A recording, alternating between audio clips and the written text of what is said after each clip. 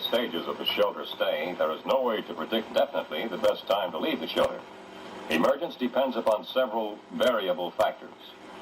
Primary consideration must be given to the existing conditions inside and outside the shelter. Radiation levels inside the shelter will play a large role in determining the length of shelter stay. Other important factors to consider are overcrowding of the shelter occupants, availability of adequate food and water for the shelter occupants,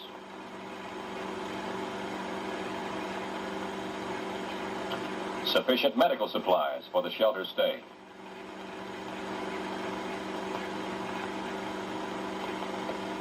presence of illness and disease,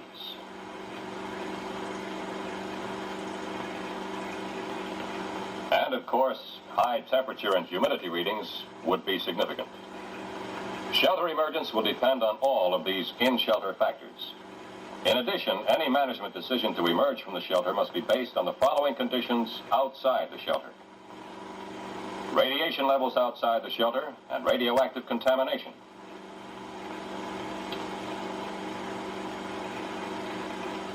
availability of safe food and water,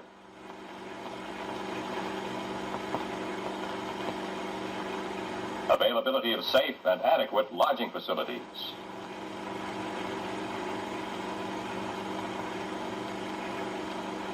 availability of general utilities. All of these outside conditions, coupled with those inside the shelter, will determine how soon the shelter occupants may leave the shelter. When radiation levels are low enough, monitoring teams can be sent from the shelter to the outside to gather radiation data. When radiation levels will permit, special mission teams can make short trips outside the shelter to replenish food, water, medical supplies, and other items which will make the shelter stay more comfortable. The success of these special missions will depend on adequate planning. Pete, how'd you like a change of scenery? Can't say is that mine. What's up? Well, from all reports, it looks like it's safe to take a trip down the outside corridor. I discussed this with Control Center. The radar officer says you're not to exceed 5 Roentgens. How far do you want us to go? Well, I want you and Jimmy to go down that hall to the first left turn, and then as far as the elevator. And I mean just that. As far as the elevator, and no farther. Whatever you say. But there's a Jim Dandy cafeteria right upstairs with loads of goodies. Sardines, soup, canned ham. As far as the elevator, understand? Understand. Well, is that it? That's it. You and Jimmy shove off as soon as you're ready. Right. Come on, Jim. We got a big hike ahead of us. This is the first stage of emergence. Just down the hall, turn left, as far as the elevator. It may not seem like much, but it is a big step. If the radar monitoring team's first probe into the area outside the shelter shows that the radiation level is low enough, the manager may deem it advisable to send out a party to secure needed supplies. Nice low reading, all the way, right up to the elevator. Good, good. I talked to Control Center this afternoon. I got permission to get some supplies from the cafeteria. Well, that's good news. Little diet change would be pretty welcome. When do we go? Well, first of all, you don't. And neither do you, Jimmy. But Pete and I know the layout of the cafeteria. We should. We've been eating there for about 2 years. Well, I know, but you had some extra exposure last night, and I want to rotate as often as I can. Harry, you're going to be leader tomorrow. I want you to get 5 volunteers. Jimmy and Pete, you can brief them on the location of the supplies. Oh, yes, Pete, I need a monitor. Chick Farmer. Good. Now, Harry, I want you to tell everybody to keep an accurate list of everything they get. Susie, where's that? It's right here. Miss Lambert took Pat Wilson off the list. He was running a temperature this morning at sick call. Nothing serious, but he felt a little droopy. Oh, I see. Well, I didn't know that. Well, she's right, of course. This is just a list of my suggestions, Harry. Chick Farmer's asleep. You can brief him in the morning. Well, we'll check with Chick first thing, get him squared away. Right, Jimmy? Right. Now, Harry, I know getting the groceries is very important. But if you find that the levels are higher than we anticipate, I want you to come back, and fast. Okay. Listen, as long as Wilson is under the weather, do you mind if I take Phil Keating? I think you'd do him a lot of good.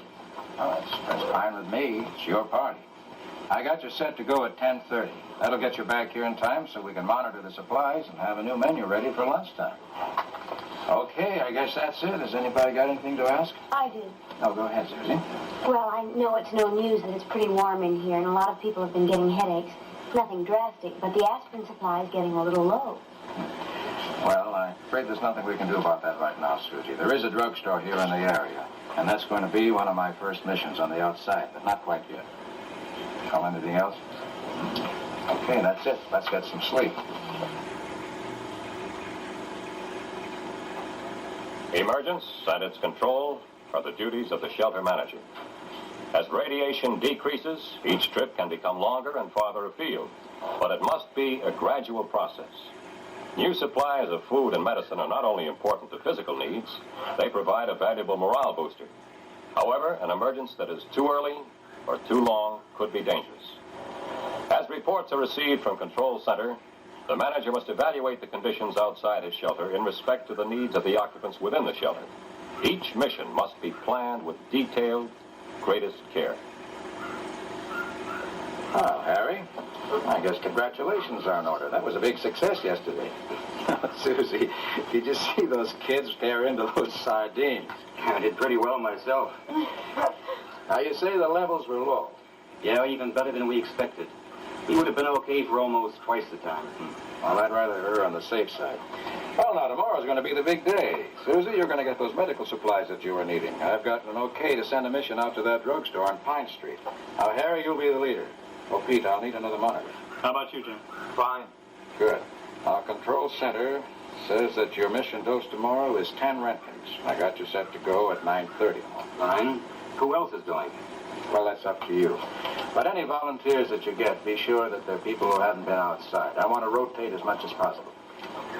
Exposure? Well, that is important, but I want to give everybody a turn at getting outside. Well, be sure that you give Susie a list of those you pick. Will do. What about our route? Anything special? Oh, yes, one thing. Now, here we are, and up here's the drugstore. Now, the obvious way to go would be 3rd Street, then up here through Pine to the drugstore. But the control center advises me that this area in here is hotter than the rest of the vicinity. So what we do is cut from here over to Princess Avenue, up Princess, cross Blake, then down Pine Street to the side entrance of the drugstore. It'll take a few minutes longer, but I want to play it safe. Right. What supplies do we get? Jim, let's make sure their clothes are okay. Tied cuffs, something to cover their heads, gloves. Right. You can check with Mrs. Lambert tomorrow about the medical supplies she'll be needing. Oh, and get some soap. And bring back a load of those paperback books. You'll find them right inside as you go in. Oh, yes, Harry. If you see any toys or anything the kids might like, I'll bring them along with you. Now, next week, I'm going to talk to Control Center about sending you over to that hardware store on Jefferson. As radiation levels drop to a safe limit, the manager will rotate groups from the main shelter to other areas in the building with less protection. For example, people in a shelter with a protection factor of 150 can be rotated into outer rooms having protection factors of, say, 30, 40, 20. Later on, occupants will be permitted to leave the building on a rotational basis. As dependency on the shelter lessens, the need to reestablish the community increases. Homes and places of business may need repair. General utilities may not be operating. As soon as it is advisable, shelter occupants can return to their homes for increasing periods of time and begin the work that will eventually return their community to a normal condition.